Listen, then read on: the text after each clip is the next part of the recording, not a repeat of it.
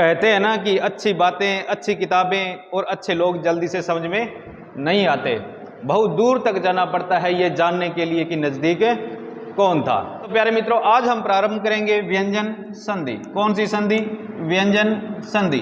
तो मैंने आपको पहले बताया था कि जब हम व्यंजन संधि करेंगे तो व्यंजन संधि एकदम आसान तरीके से करेंगे, परंतु आपको इतना ध्यान रखना है कि संधि है, जो व्यंजन संधि है वो क्या है? एक प्रकार हिंदी का मैथ है, एक प्रकार से क्या हिंदी का मैथ है।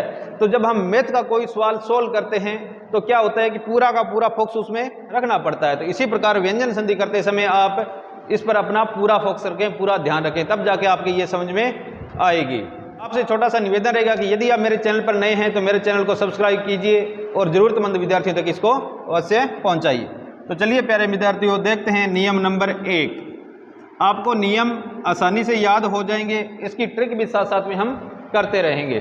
तो चलिए, सबसे पहला नियम है 3, 4, 4, 11 का नियम। किसका नियम? 3, 4, 4, 11 का नियम। देखिए, किताबों में क्या होता है कि इसकी परिभाषा बहुत लंबी चौड़ी लिखी होती है, हमें समझ में नहीं आती है। हम इसका शॉर्ट रूप यहाँ पर तय कर लिया है, इसको भी आगे डिटेल में थोड़ा सा समझ लेते हैं कि 3, 4, 4, 11 है क्या। 3, 4, 4, 11 के नियम में होता क्या है? 1 का 3 होता है। क्या होता है? 1 का 3, 1 का 3 होना। 3, 4, 4, 11 के नियम में 1 का 3 होना। अब देखिए, 3, 4, 4, 11 है क्या? 1 का 3 होगा कैसे? इसको थोड़ा सा देखिए, इसको साथ साथ में नोट कर लीजिए, साथ साथ में इसको समझिए। देखिए, आपको मैंने वर्णमाला करवाई थी, उस समय मैंने आपको बताया था कि 3, 4, तीसरा वर्ग, चौथा वर्ग, तीसरा वर्ण, चौथा वर्ण, ये सब कुछ करवा दिया था आसान तरीके से। तो देखिए, 3, 4, 3, 4 मतलब किसी भी वर्ग का तीसरा और चौथा वर्ण। अब आपको पता है वर्ग 5 होते हैं, कौन कौन से? क, च, ट, त, प। क का तीसरा और चौथा कौन सा होगा? ग और घ। इसके अतिरिक्त च का आपको पता है ज और झ। इसके अतिरिक्त ट का ड और ढ। इसके अतिरिक्त त का द और ध, और प का ब और भ। अब ये चीजें आपको इससे याद रखनी है। 3, 4, 3, 4, 3, 4 का मतलब है तीसरा और चौथा वर्ण, प्रत्येक वर्ग का तीसरा और चौथा वर्ण। 4, 11, 4 है अपने अंतस्थः व्यंजन। कौन से? अंतस्थः व्यंजन। अंतस्थः ये मैंने आपको करवाए हैं अच्छी तरीके से, यहाँ लिख देता हूं। और कौन कौन से अंतस्थः व्यंजन? य, र, ल और व। और ये 11 है, ये है अपने सभी स्वर। क्या है? सभी स्वर।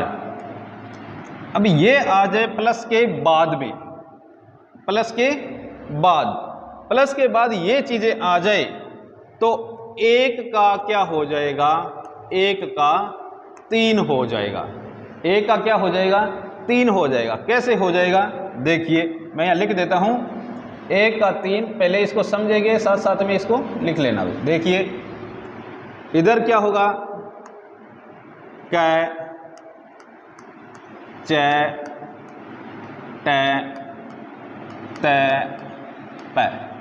ये प्लस का निशान थोड़ा सा नीचे लगा लो ताकि आपके समझ में आ जाए। अब यहाँ पर क्या है? प्लस। क का क्या हो जाएगा? ग। च का क्या हो जाएगा? ज। ट का क्या हो जाएगा? ड। त का क्या हो जाएगा? द। और इसका क्या हो जाएगा? प का क्या हो जाएगा? ब। अब देखिए, ये फॉर्मूला आप मोटा मोटा एक बार नोट कर लीजिए। 3, 4, 4, 11 का नियम, 1 का 3। कैसे? इधर कचटता पांचों वर्ग का पहला वर्ण आएगा, यानी कि 1 आएगा, और इसका 3 कैसे होगा? जब यहाँ पर आगे क्या आ जाए प्लस के बाद? 3, 4, 4, 11, अर्थात किसी भी व्यंजन और सभी स्वर और इसके अतिरिक्त अंतस्थः व्यंजन। कितने? 4। 4 अंतस्थः व्यंजन आ गए, इतने स्वर आ गए और अपने ये 10 वर्ण आ गए, तो 1 का 3 हो जाएगा। जैसे क का ग, च का ज, ट का ड, त का द और प का बै। यहां तक क्लियर। अब इसको थोड़ा छोटा कर देता हूं और लिख लिया आपने शायद। देखिए अब देखते हैं अपने उदाहरण, क्या देख लेते हैं उदाहरण। उसको उधर कर देता हूं, थोड़ा नहीं लिखा है तो लिख लेना। अब देखिए, अब मैंने एक यहां पर उदाहरण लिया है, दिक प्लस विजय। क्या लिया है? दिक प्लस विजय। अब आपको पता है कि प्लस के पहले क्या है? एक, और प्लस के बाद इनमें से कोई है क्या? हाँ जी है, यर ल वह आ गया। तो अब एक का क्या हो जाएगा? 3। तो कै का क्या हो जाएगा? अपने गय हो जाएगा। क्या हो जाएगा? गय। दी का दी आ जाएगा, प्लस का प्लस और विजय का विजय। अब इस बात का ध्यान रखिए कि पहले वर्ण में ही परिवर्तन होगा, आगे वाला ज्यों का त्यों लिखा जाएगा। यहां पर लिखो प्लस के बाद कोई परिवर्तन नहीं, कोई परिवर्तन नहीं होगा। प्लस के बाद कोई परिवर्तन नहीं होगा। यहां एक का क्या हो जाएगा? 3 हो जाएगा। देखिए दिखने में ये कठिन लग रहा है परंतु सरल है बिल्कुल ही। बस आपको ये ध्यान रखना है, ये सारणी बस याद रख लेना आप, इतनी आपको अच्छी तरीके से याद हो जाएगा। ये याद रख लेना बस। कचट तप, इधर गय जय ड द बै, और अंत में क्या आ जाएगा? इधर यानी कि द्वितीय शब्द का प्रथम वर्ण क्या हो? सभी स्वर, तीसरा चौथा वर्ण और अंततः व्यंजन। चलिए एक दो उदाहरण और देख लेते हैं। देखिए भी,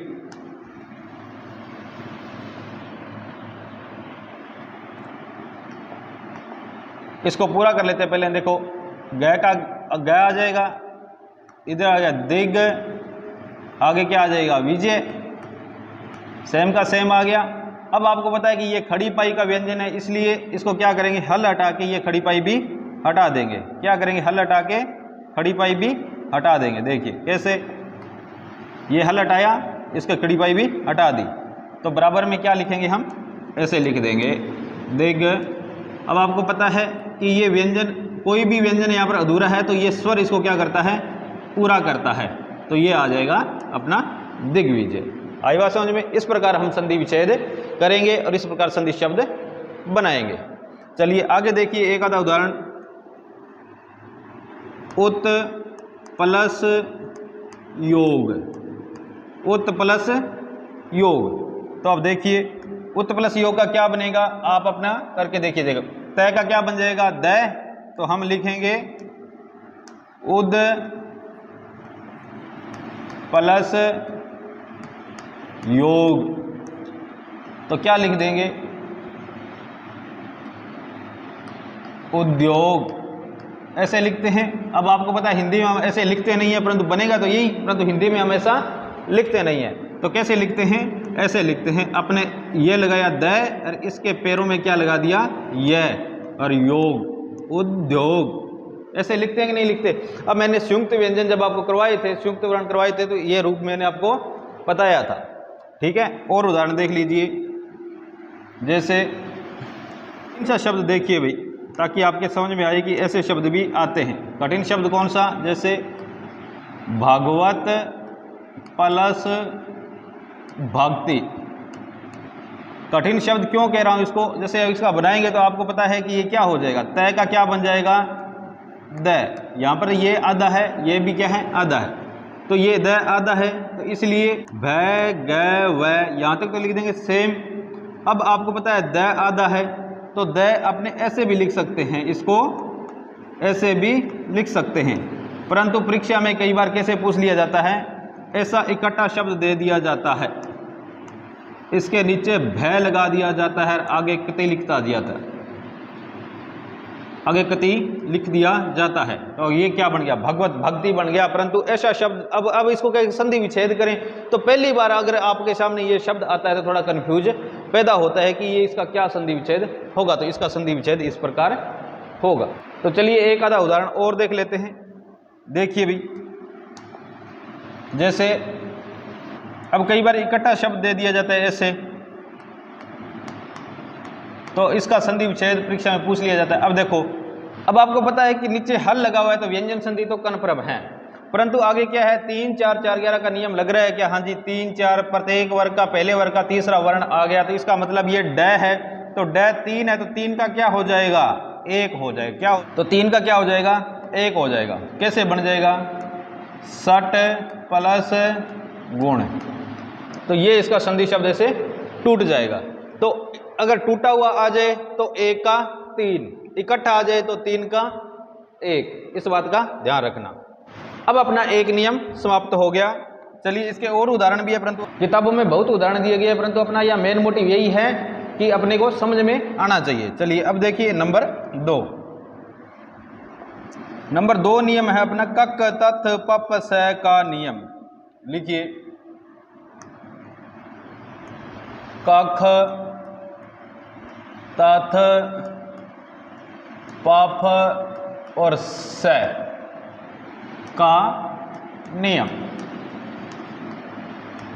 देखिए प्यारे मित्रों, संधि में कुछ नहीं है, पक्षांतरण। जिस प्रकार हम किसी समीकरण का पक्षांतरण करते हैं उसी प्रकार हिंदी में भी पक्षांतरण करना आना चाहिए। अगर आपको पक्षांतरण करना आ गया तो हिंदी सरल है, बिल्कुल कोई दिक्कत नहीं है। देखिए कक तथ पप स, यानी कि क और ख, त और थ, प और फ और स, इसका क्या नियम है। अब देखिए इस नियम में 3 का क्या होगा, 3 का 1 होना। किसका 1 होना, 3 का 1 होना, यानी कि ग ज ड द और ब, ये 3 आएंगे। तो 3 का 1 कब होगा, जब इसके प्लस में क्या आ जाएगा, क ख त और थ, प और फ और स। प्लस के बाद यदि ये चीज आ जाए तो ये क्या हो जाएगा, अपने पहले व्यंजन में बदल जाएगा। जैसे ग का क्या हो जाएगा, क, ज का च, इसका ट, इसका त, इसका प। आई बात समझ में, ये ऐसे बदल जाएंगे। अब मेन चीज तो ये ऐसे बदल जाएंगे। अब एक बार आप ये मेन चीज है ना, ये चीज थोड़ा ध्यान में रखकर इसको नोट कर लीजिए। ये क्या है, अपनी शॉर्ट ट्रिक है, TRICK। ये नियम नंबर 2 की क्या है, ट्रिक है। इधर 3, इधर कक तत् पप स, याद रखिएगा। 2-3 बार बोले कक तत् पप स, कक तत् पप स का नियम में क्या होता है, 3 का 1 होता है, 3 का 1 ही होता है। बस आपको दिमाग थोड़ा सा इसके अंदर देख लेना है। अगर आपने कुछ चाय पानी नहीं पिया तो चाय पानी पी के फिर बैठ जाओ, उसके बाद वीडियो देख लो, परंतु जब देखने बैठ जाओ उसके बाद आपका 100% इसके अंदर होना चाहिए, तभी ये समझ में आएगा, वरना ये ऊपर से चला जाएगा। देखिए ग का क, अब देखो 2-3 उदाहरण देख लेते हैं, क्योंकि कोई भी चीज होती है तो उदाहरण के माध्यम से ही समझ में आती है। कहते हैं ना कि पड़ोसी देखे पड़ोसी सियाणो हो जाए, है ना। तो वो बात है कि आपके भी समझ में आनी चाहिए। देखिए उदाहरण देखिए भाई, जैसे यहाँ पर लिखा मैंने उद प्लस खनन। क्या लिखा, उद प्लस खनन। तो आपको पता है कि द किस में बदलेगा, त में बदलेगा। इधर ऊ का ऊ रहेगा, प्लस में खनन का खनन आ जाएगा। क्या आ जाएगा, खनन का खनन आ जाएगा। तो ये क्या बन जाएगा, अपना उत खनन। क्या बन जाएगा, उत खनन। तो द का त, अगर त आ जाता है तो त का द। किस नियम में, 3 4 4 11 के नियम में क्या हो जाएगा, और इसमें भी 3 का क्या हो जाएगा, 1 हो जाएगा। अगर आपको उत्खनन दिया है तो आपको पता है कि यहाँ पर ख है तो उद प्लस खनन होगा, न कि उत प्लस खनन होगा। ध्यान रखना इस बात का। जैसे एक उदाहरण हो, उद प्लस पन। क्या लिखा, उद प्लस पन। तो ऊ का ऊ आ जाएगा, द का क्या बन जाएगा, त, और पन का क्या आ जाएगा, पन। तो क्या बन जाएगा, उत्पन्न। क्या बन जाएगा, उत्पन्न। तो अगर उत्पन्न दिया है, संधि विच्छेद करना है, तो आपको पता है कि कक तत् पप स का नियम। अब देखो यहाँ पर प आ गया ना, यहाँ पर ख आ गया। अब इसी तरह कोई भी आ जाए, त आ जाए, थ आ जाए, फ आ जाए, कुछ भी आ जाए, तो आपको 3 का क्या करना है, 1 करना है। ये मैंने स्पष्ट लिख रखा है ऊपर, 3 का 1। कक तत् पप स के नियम में 3 का क्या होगा, 1 होगा। ये है 3 और 3 का क्या हो जाएगा, अपना 1। पहले वाले नियम में हमने 1 का 3 किया था, इसमें 3 का 1। बस पक्षांतरण करना आना चाहिए, क्योंकि कई बार अब मैं कहता हूँ 3 का 1, 1 का 3, अगर ये चीज़ दी है तो ये चीज़ बनेगी, अर्थात पहला दिया है तो तीसरा आ जाएगा, तीसरा दिया है तो पहला आ जाएगा। ज़्यादा अंतर है नहीं दोनों में। यहाँ तक आया समझ में? इसके अतिरिक्त और भी उदाहरण है, जैसे सत्संग है, उत्तर है। करके देखेंगे ना आपको सब समझ में आ जाएगा, क्योंकि करके देखने से होता है। बाबा जी कहते हैं करके देखने से सब कुछ समझ में आता है। तो इसी प्रकार आप जैसे करके देखेंगे तो सारा कुछ समझ में आ जाएगा। जैसे अपने पास शब्द है उत्तर, तो आपको पता है कि द किस में बदलेगा? कक तथ। देखो तथ है तो त आ गया इधर, तो ये आधा तय है, ये किस में बदल जाएगा? अपना आधे दे में। तो क्या संधि विच्छेद हो जाएगा? उद प्लस तर। आई बात समझ में? तो ऐसे ऐसे उदाहरण और भी बहुत सारे हैं, किताबों में दिए गए हैं, उसमें देख लेना। मेरा मोटिव केवल आपको यहाँ पर समझाना है। अब देखिए आगे चलते हैं नियम नंबर 3 की ओर। ये लिख लिया, चलो नियम नंबर 3 की ओर। अब देखिए नियम नंबर 3। नियम नंबर 3 में 1 का 5 होना या 1 5 होना, 1 का 5 होना। अब 1 का 5 कब होगा? सबसे पहले तो ये देख लेते हैं अभी 1 है क्या? कै, च, ट, त, प। ठीक है। अब कै का पंचम अक्षर आपको पता है क्या है? ग। अब ध्यान रखिए इसके बिंदी आगे लगती है न कि नीचे, इसमें और इसमें अंतर होता है। ये अड़ होता है, ये ड होता है, ये ग होता है। ठीक है। च का ये आ जाएगा, ट का न आ जाएगा, प्लस का निशान फिर लगा दिया, त का न हो जाएगा और प का मैं हो जाएगा। कब होगा ये चीजें? कब होगी? जब प्लस में क्या आ जाए? देखिए प्लस में आ जाए पंचमाक्षर। क्या आ जाए? पंचमाक्षर आ जाए भी। क्या आ जाए? पंचमाक्षर आ जाए। अब पंचमाक्षर आपको पता है कि कौन कौन से होते हैं? ये सारे के सारे क्या हैं? पंचमाक्षर। इधर ये पंचमाक्षर, ये पांचों के पांचों अगर इधर आ जाए तो क्या हो जाएगा? 1 का 5 हो जाएगा, 1 का 5 हो जाएगा। अगर इनका मेल प्लस के बाद में पंचमाक्षर के साथ हो जाए तो ये भी अपने पंचमाक्षर में बदल जाएंगे। यानी कि प्लस के बाद पंचमाक्षर हो, इधर 1 हो तो क्या हो जाएगा? 1 का क्या हो जाएगा? 5 हो जाएगा। अब आपको पता है ये है 1, ये है 5, तो 1 5 कब होगा? जब इसके प्लस में 5 आएगा। अब इसको यूं समझो, जैसे मान लो 2-3 दोस्त हैं। क्या है? 2-3 दोस्त हैं। दोनों दिनों ने क्या है? खूब दारू पी ली है। ठीक है। अब वो क्या है कि एक तो कहता है कि गाड़ी तेरा भाई चलाएगा, है ना। एक कहता है यार मेरे से पार नहीं पड़ेगी, गाड़ी तू चला ले, मैं तो पीछे बैठूंगा। और तीसरा जो सबसे समझदार हो वो कहता है कि मेरी पार नहीं पड़ेगी, मैं तो यहीं रहूंगा, जो मेरे साथ है मैं तो उसके साथ ही रहूंगा, यानी कि इसके घर पर ही रहूंगा। क्यों? क्योंकि ये मेरा क्या है? दोस्त है। मेरा दोस्त मुझे मिल गया है, मैं इसके साथ रहूंगा। तो अब इसका दोस्त है, ये है, इसका दोस्त मिल जाएगा तो वो क्या कहेगा कि मैं ना भाई, मैं तो मेरे दोस्त के पास ही रहूंगा। इसी तरह देखो कैसे। अब उदाहरण, सबसे पहले तो ये ट्रिक नोट कर लो, उसके बाद 2-4 उदाहरण देख लेते हैं, आपके समझ में आ जाएगा। कैसे? जैसे देखिए उदाहरण देखिए, जैसे मैंने यहां पर लिखा तत् प्लस में, तत् प्लस में। अब आपको पता है कि तय क्या है? 1 है, यानी कि प्रथम अक्षर है, प्रथम वर्ण है, 1 है। 1 का 5 कब होगा? जब अंत में क्या आ जाएगा? इसके प्लस में पंचमाक्षर आ जाएगा। तो मैं क्या है?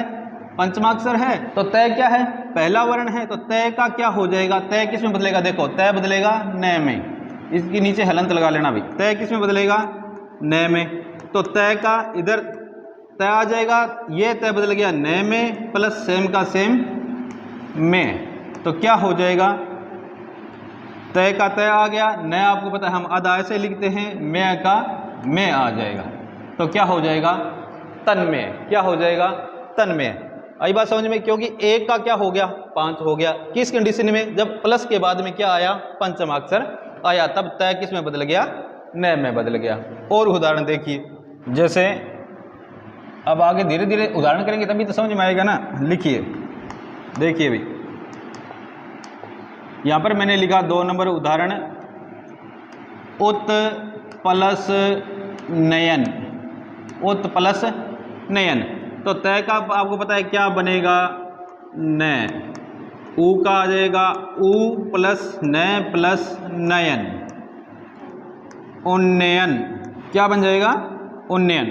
क्यों, क्योंकि ये तय किस में बदल गया, आधे न में बदल गया, नयन का नयन आ गया और यू का ऊ आ गया। आगे वो चीज़ है, कोई परिवर्तन नहीं, यहाँ लिख लेना, अगर ये आ जाए तो कोई परिवर्तन नहीं। आगे 2-3 वर्ण ऐसे आएंगे जिसमें दोनों साइड क्या होगा, परिवर्तन होगा, परंतु इनमें क्या है, पहले ही जब हमने स्वर संधि की थी उस समय मैंने आपको घुसपैठिया वाली कहानी सुनाई थी कि उसको ठोक पीट के क्या करता है, वो बदल देता है। तो ये दूसरा वर्ण क्या, इसको ठोक पीट के बदल देता है, अपने में कोई परिवर्तन नहीं चाहता, न ही करना चाहता। तो इसलिए ये सेम का सेम यहाँ पर आ जाएगा। जैसे मैं का मैं आया है, इसी बार नयन का नयन आया है, तो पहले वाले वर्ण में क्या हो जाएगा, परिवर्तन हो जाएगा, बल्कि दूसरे में नहीं होगा। कुछ वर्ण ऐसे हैं जो दोनों में परिवर्तन होगा, वो आगे करेंगे। देखिए एक उदाहरण होती है, जैसे वाक, वाक प्लस में, ये किताबों में बहुत बार आता है, बच्चे गलती करते हैं पढ़ते वक्त भी। देखिए अब आपको पता है कि ये प्रथम है, इधर के कौन सा है, 5वां है, तो ये किस में बदलेगा, अपने 5वें में बदलेगा। तो 5वें में बदलेगा तो देखो वाह का वाह आ जाएगा, कै किस में बदलेगा, ये कै है, कै किस में बदलेगा, में बदलेगा। तो देखिए यहाँ पर आ जाएगा, ऐसे बिंदी लगा के नीचे क्या लगा देंगे, हल लगा देंगे, और प्लस में मैं का मैं आ जाएगा। इसको अंग की ध्वनि बोलेंगे, क्या आ जाएगा, वांग में आ जाएगा। क्या आ जाएगा, वांग में। अब आपको पता है कि ये खड़ी पाई का नहीं है, खड़ी पाई का नहीं होने के कारण इसके नीचे क्या लगा दिया, हल लगा दिया। अगर गए होता तो क्या खड़ी पाई हटा देते, परंतु यहाँ पर खड़ी पाई का व्यंजन है नहीं ये, इसलिए इसके नीचे क्या लगा दिया, हमने हल लगा दिया। तो ये क्या बन गया, अपना वांग में। क्या बन गया, वांग में। तो इसी प्रकार एक का क्या हो जाएगा, 5 हो जाएगा। अगर आपको पता है कि अगर संधि शब्द इकट्ठा दिया है और आपको पता है कि दोनों पंचमाक्षर हैं, तो ये अपने पहले में बदल जाएगा।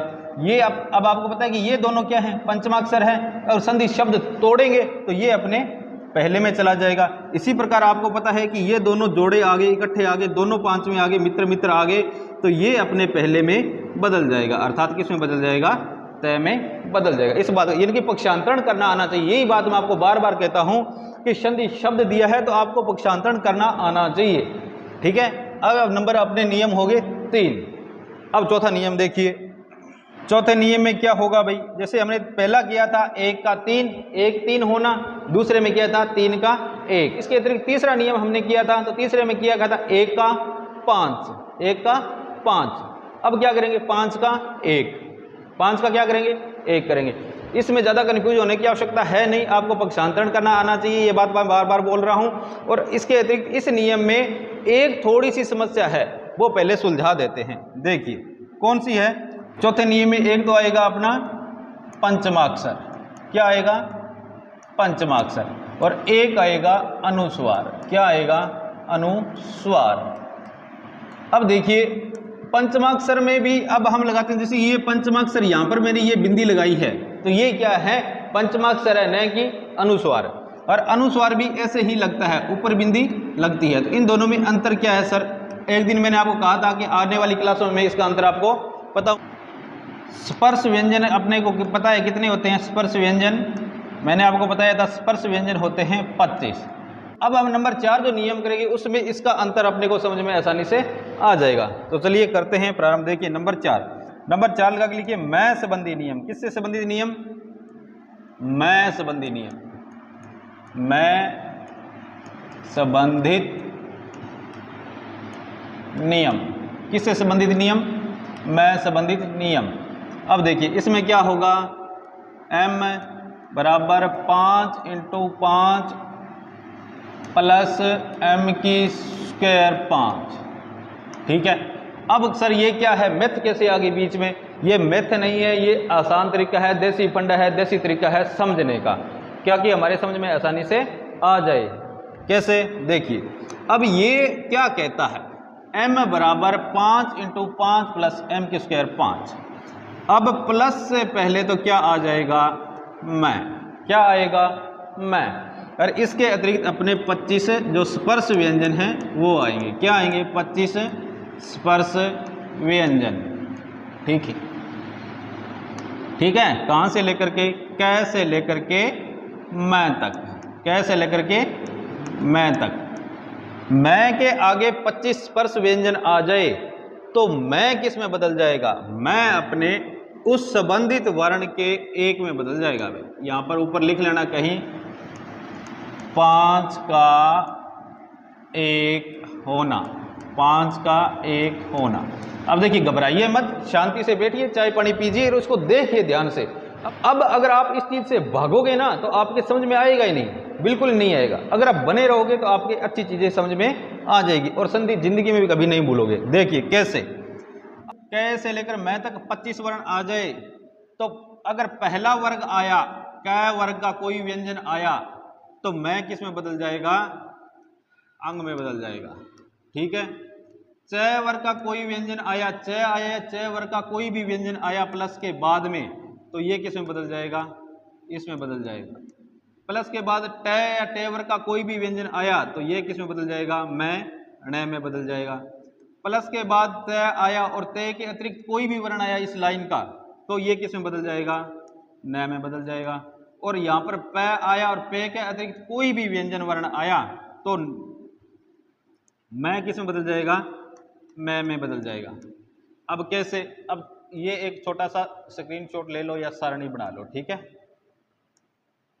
क्योंकि यही चीज अब हम इसके माध्यम से करेंगे, उदाहरण के माध्यम से करेंगे। अब देखिए कैसे, अब आपको मैंने बार बार समझा दिया, एक बार और समझा देता हूं। देखिए मैं इधर क्या आएगा, मैं आएगा इधर 5 × 5 यानी कि 25 और m की स्क्वायर 5 यानी कि m आपके 5वें वर्ण में बदल जाएगा। कैसे बदल जाएगा, कै वर्ग और इससे संबंधित कोई भी वर्ण आ जाए तो मैं अंग में बदल जाएगा। च आ जाए तो ई में बदल जाएगा, ट आ जाए तो न में बदल जाएगा, त आ जाए तो न में, प आ जाए तो मैं में।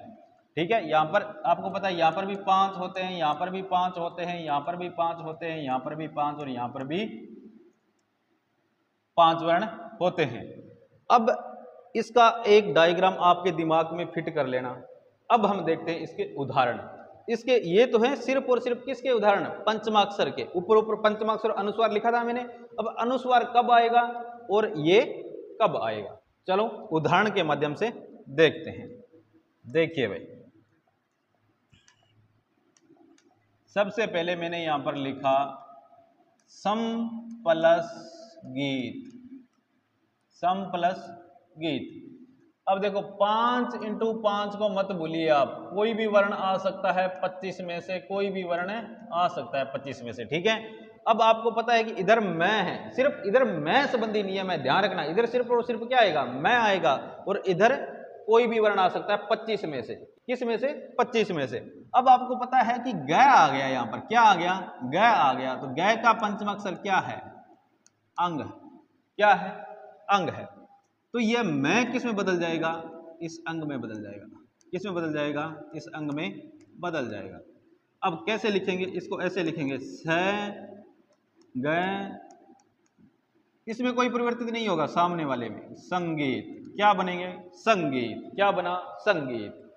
अब लिखने में तो ये ऐसा लिखा जाता है, परंतु आपको पता है कि हिंदी में प्रचलन ऐसा है नहीं, तो इसको किसका रूप दे देते हैं हम, इस पंचमाक्षर को हम अनुस्वार का रूप दे देते हैं और ऐसे लिख देते हैं संगीत। अब यहाँ पर जो ध्वनि थी, ये जो ध्वनि है वो यहाँ पर बोली जाएगी अनुस्वार के रूप में, ऐसे लिखते हैं संगीत। अब दोनों में से शुद्ध कौन सा है, तो हिंदी में आजकल इसका प्रयोग होने लगा है, इसको शुद्ध माना जाने लगा है, क्योंकि अपने संस्कृत में ऐसे लिखा जाता है। संस्कृत अपने पास है नहीं, अपने पास हिंदी है, हिंदी पढ़ रहे हैं तो ऐसा इसको सही माना जाएगा। आई बात समझ में, थोड़ी थोड़ी आई गुरुजी। चलो आगे देखो, और उदाहरण देख लेते हैं अपने। देखिए इसी का ही देख लेते हैं ताकि आपके और समझ में आ जाए, और भी उदाहरण करवाएंगे। देखिए यहां पर मैंने लिखा अलम प्लस कृति। क्या लिखा, अलम प्लस कृति। तो अब आपको पता है कि यहां पर क्या आ गया, 25 में से कौन सा आया, कै वर्ग आया है ना। ये देखो सबसे पहले क्या आया है, कै वर्ग आया है। तो कै वर्ग आते ही मैं कै के 5वें वर्ण में परिवर्तित होगा, किस में, अंग में। तो क्या लिखेंगे, अब आपको पता है यहां पर अंग है तो मैं नहीं लिखेंगे, यहां पर क्या लिखेंगे, यहां पर ये अंग ही लिखेंगे। क्या लिखेंगे, ये लगा देंगे ऐसे और इसके नीचे लगा देंगे और आगे कृति का कृति लिख देंगे। तो ये अलंकृति है, तो अलंकृति आपको पता है कि हिंदी में ऐसा लिखा नहीं जाता, तो इसको क्या रूप दे दिया जाता है, इस अंग को अनुस्वार का रूप देकर यहां पर लिख दिया जाता है। जैसे अलंकृति, क्या लिख दिया जाता है, अलंकृति। तो ये है पंचमाक्षर, न कि अनुस्वार। अनुस्वार आगे आएगा, अब ये पंचमाक्षरी है अभी तक, क्योंकि आपको पता है कि इस अंग को हमने क्या किया है, परिवर्तित किया है, किसमें, अनुस्वार में। तो ये अनुस्वार है, न कि पंचमाक्षर। आई बात समझ में। चलिए और उदाहरण देखिए। देखिए एक शब्द और है, अंकिम प्लस चन। अब आपको पता है कि ये चन आ गया यहां पर, और चन में क्या आया, च आया, और च का पांचवा व्यंजन वर्ण क्या होता है, ये होता है। होता है कि नहीं होता, जी होता है। तो इसको कैसे लिखेंगे हम, की। अब मैं तो आपको पता है बदलेगा, किसमें बदलेगा, इसमें बदलेगा। इसका ये खड़ी पाई है, आपको पता है खड़ी पाई का आधा व्यंजन वर्ण बनाने के लिए क्या करते हैं, खड़ी पाई हटा देते हैं और आगे चन का चन लगा देते हैं। ठीक है, तो ये बन गया अकिंचन।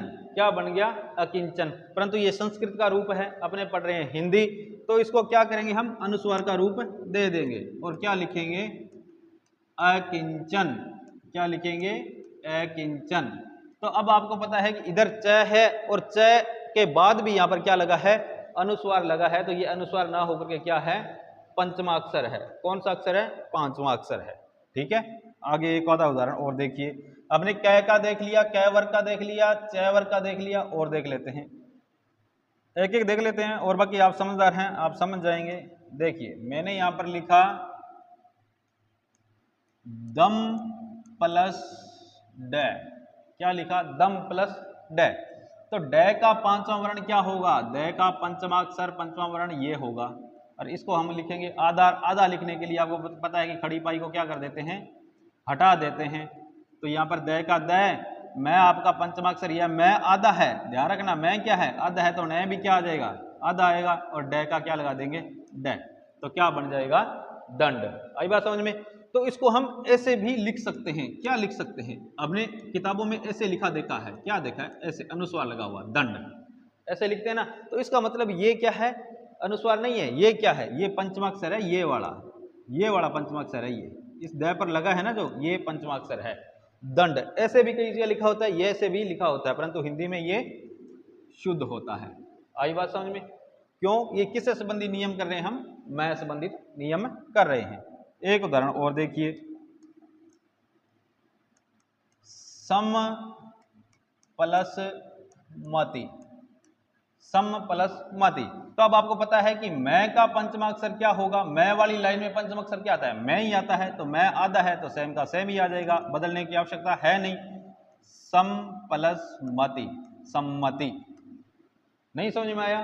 देखिए ये मैं है, ये अपने पंचमा वर्ण में बदलेगा तो क्या है, मैं का को क्या आ जाएगा, मैं का तो मैं ही रहेगा ना, कोई ऐसे है नहीं भी ये आ जाएगा, क्योंकि कै वाली लाइन में तो ये आता, च वाली लाइन में होता तो ये आता, परंतु यहाँ पर क्या है, सम्मति। और इसको हम ऐसे भी लिख सकते हैं, ऐसे भी लिख सकते हैं।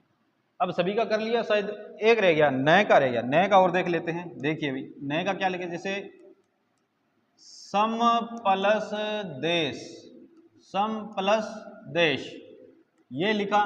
तो आपको पता है कि द का पंचम वर्ण क्या होगा, द का पंचम वर्ण होता है न।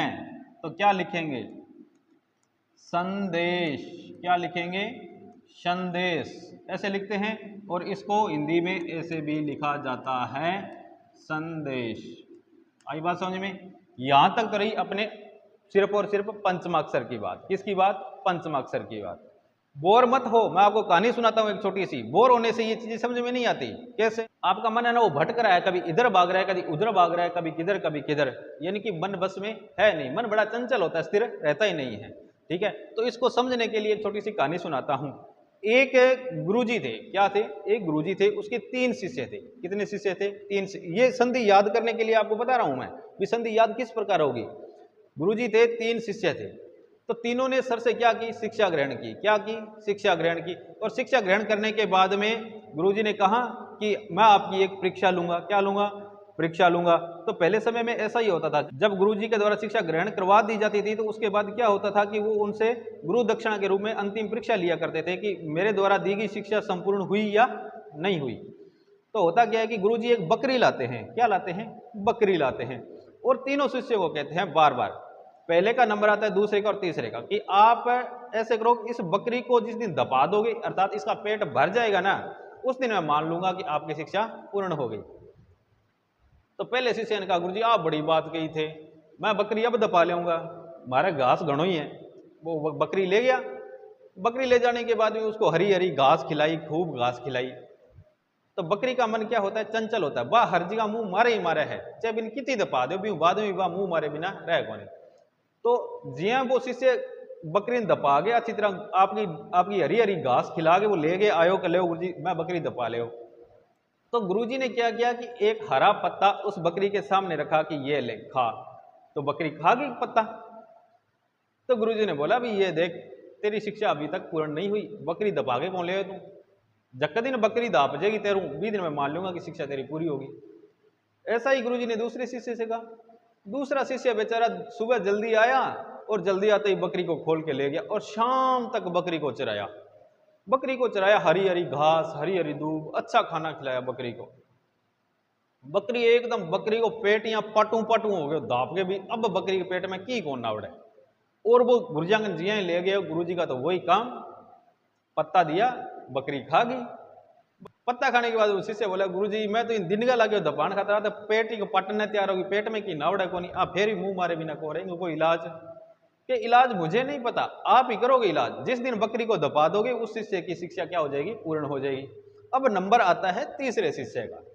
अब जैसे ही तीसरे शिष्य का नंबर आता है तो वो बोलेगा भाई हाँ यार क्या करें, बकरी तो दापा को नहीं है, तो क्यों बकरी की आदत क्या है? मुंह इन्हें बिना मारने की।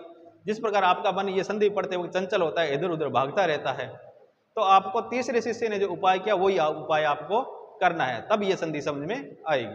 कैसे? तीसरा शिष्य आया, लगभग दोपहर को आया, अच्छी तरह नहा धो के। दूसरे शिष्य ने बोला यार मैं दिन का लगे दपाड़ने बकरी ने, बकरी दापी को नहीं, और वो दोपहर में यार किया दाप जाएगी? वो दाप दपा लेऊंगा मैं यार, 2-4 घंटा में दपा लेऊंगा। यहाँ कहाँ आया? चलो बकरी ले गयो। बकरी ने घास में छोड़ दी और एक ले लियो चंगो डंडो बढ़िया फर्स्ट क्लास। जी बकरी भी घास का मुंह मारे, पड़ने मुंह पर मार दे। जी बकरी घास का मुंह मारे फिर मार दे। करता करता 3-4 घंटा बकरी ने चौकी कूटी बट, जी बकरी घास का मुंह मारे बिये वो डंडो मार दे, जिये मुंह मारे बिये डंडो मार दे। बकरी सूझ गई, इड्डी मोटी हो गई। बीऊ बाद में बकरी ले गए गुरुजी का। क्या गुरुजी बकरी दाप गई? गुरुजी क्या यार बकरी 2 दिन हो गया दपानता ने, तू क्या दाप गिरा मोटी किया हो रही है? क्या गुरुजी ना अच्छी तरह खुआयो पिए है, अब आकी कौन मांगा है? थे आगे आगे की रख दो उसे। क्या पक्की बात? हाँ पक्की बात। गुरुजी वो पत्तो ले गया, जी वो पत्तो आगे करे वो लारे खड़े खड़े यहाँ करे डंडो। बकरी की सो मुंह मार लिया, बकरी ने भी जे मुंह मारे हो नहीं, डंडो पड़े नहीं। गुरुजी 2 पत्ता रख दिया, 3 पत्ता रख दिया, वो यहाँ करे ला रहे, तो बकरी जिसे मुंह मार ले। तो उस प्रकार तीसरे शिष्य की शिक्षा है वो पूर्ण हुई। इसी प्रकार आपका मन भी इधर उधर भागने लगे तो आप ऐसे करें कि एक ऐसा अपने मन से समझौता करें कि नहीं, पहले संधि, पहले इसको पढ़ेंगे हम, उसके बाद कोई काम करेंगे। पहले इसको पढ़ना है, इसको मनोरंजन के तरीके से पढ़ना है, इसको याद करना है अच्छी तरह। जब ये समझ में आ जाएगी, क्योंकि आपको मैंने पहले ही बताया कि हिंदी एक वैज्ञानिक लिपि है और वैज्ञानिक तरीके से इसको याद करेंगे तब ये समझ में आएगी, अन्यथा समझ में नहीं आएगी। तो इसी प्रकार जिस प्रकार तीसरे शिष्य ने बकरी के मन को काबू में किया, उसी प्रकार आपको आपके मन पर काबू पाना है, उसके बाद ये संधि पढ़नी है। तो चलिए अपने कहाँ थे? संदेश पर थे भी। देखिए संदेश, इस संदेश ने तो आपको पता ही है क्या क्या कर दिया है। अब देखिए ये जो संदेश है इसके बारे में आपको पता चल गया, क्योंकि ये न है, ये यहाँ पर क्या आया है? आपका अनुस्वार के रूप में आया है, न की अनुस्वार यहाँ पर नहीं है। अब चलते हैं अनुस्वार पर। अनुस्वार कब लगता है? देखिए अनुस्वार के उदाहरण अब देखते हैं। मैं के साथ में क्या आ जाए भाई? मैं के साथ में क्या आ जाए? इधर आ जाए अपना मैं, और मैं के साथ में आ जाए आपका अंतस्थय व्यंजन, अंतस्थय व्यंजन, या फिर आ जाए आपका ऊष्म व्यंजन। कौन से व्यंजन? ऊष्म व्यंजन। आई बात समझ में? तब ये मैं किसके रूप में लगेगा?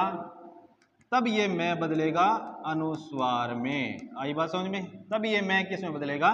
अनुस्वार में। इस बात का ध्यान रखना। अगर 25 में से कोई आ जाए तो वो होगा पंचमाक्षर, और मैं का मेल अगर इनके साथ हो अंतः व्यंजन ऊष्म व्यंजन। अंतः आपको बताया है मैंने, यार लो, य, र, ल और व।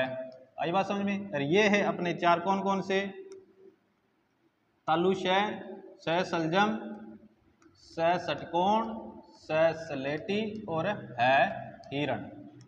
इनके साथ अगर मैं का मेल हो, मैं का मेल इनके साथ हो तो आएगा अनुस्वार, वरना वो पंचमाक्षर, और पंचमाक्षर को हम अनुस्वार के रूप में लिखते हैं। यहां तक आई समझ में? चलिए अब इसका उदाहरण देखते हैं। जैसे मैंने यहां पर लिखा पर्यम प्लस वदा। अब आपको पता है कि यहां क्या है? वह है, पंचमाक्षर नहीं है यहां पर। अब ये मैं आपका किस में बदलेगा? अनुस्वार में बदल जाएगा। ठीक है, कैसे?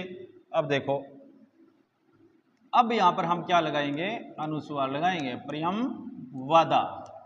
आई बात समझ में? तो ये होता है अनुस्वार, वो होता है पंचमाक्षर। अगर मैं का मेल अंतः व्यंजन ऊष्म व्यंजन के साथ होता है तो आता है अनुस्वार, वैसे आता है पंचमाक्षर। चलिए और उदाहरण देखिए। जैसे संसार लिखते हैं, क्या लिखते हैं? संसार लिखते हैं। जैसे सम प्लस सार, सम प्लस सार। तो आपको पता है कि आगे क्या है? ऊष्म व्यंजन है, पंचमाक्षर नहीं है, तो क्या हो जाएगा? संसार। ये मैं है किस में बदल जाएगा? अनुस्वार में बदल जाएगा। तो क्या हो जाएगा? संसार। इसी तरह सम प्लस हार, तो क्या बन जाएगा? संहार। क्या बन जाएगा? संहार। ये मैं अनुस्वार में बदल जाएगा। आई बात समझ में? इसी तरह और भी बहुत सारे उदाहरण हैं। जैसे सम प्लस योग, सम प्लस योग, तो क्या बन जाएगा? संयोग। क्या बन जाएगा? संयोग। क्योंकि ये मैं किस में बदल गया? अनुस्वार में बदल गया। तो यहां तक अपने आज 4 नियम कर ले। 4 नियम मुझे लगता है कि आपको अच्छी तरह समझ में आ गए। तो आपसे फिर एक छोटा सा निवेदन रहेगा कि यदि आप मेरे चैनल पर नए हैं तो मेरे चैनल को सब्सक्राइब कीजिए और जरूरतमंद विद्यार्थियों तक इस वीडियो को आवश्यक रूप से पहुंचाइए। तो प्यारे मित्रों, आज के लिए इतना ही। मिलते हैं नेक्स्ट वीडियो में, तब तक के लिए नमस्कार।